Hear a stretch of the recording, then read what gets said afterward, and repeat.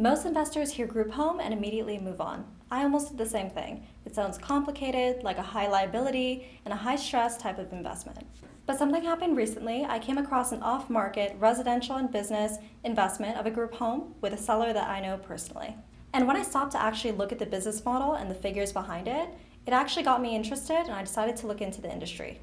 So here's the question. What is the reason most investors skip this category? Now, I'm not here to tell you group homes are automatically a good investment. That's up for you to decide. What I'm going to do is walk you through the framework and share with you the information that I found out.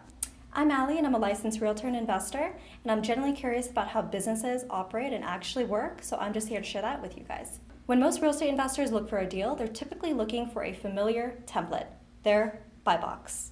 Purchase price, rent, expenses, cash flow, cap rate, exit.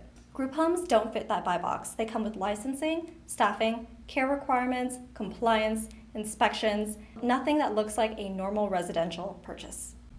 And the moment investors see that list, they move on. But here's what I noticed. When I started looking into buying a management company and I started comparing the numbers, I noticed that this type of business can be very profitable.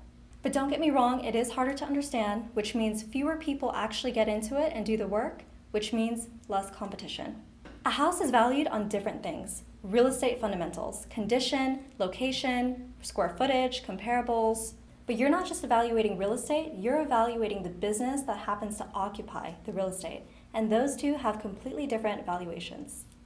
Think of a group home like having an 8-layer value stack. Layer 1, the property itself, physical condition, location, layout.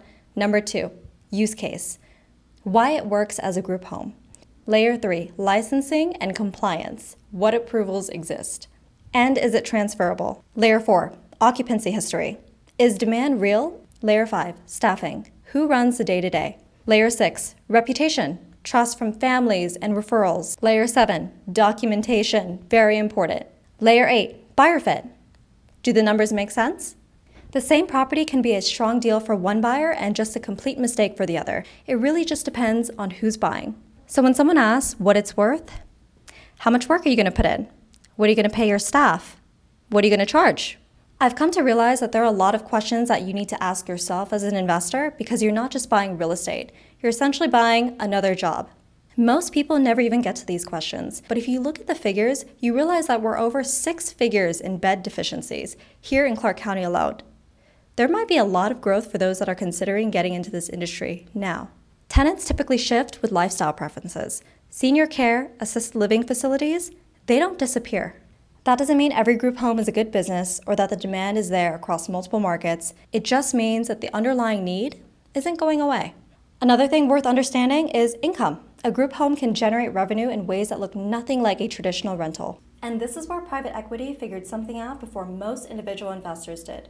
They weren't buying houses, they were buying licensed, occupied, operating businesses with real estate underneath them as the collateral.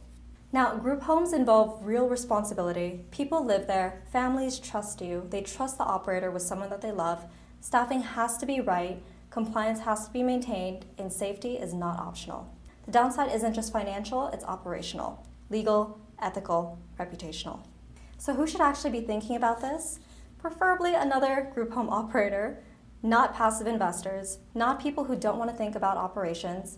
If you don't understand care, staffing, compliance, and you don't have a strong operator partner who does, this isn't for you, to be honest.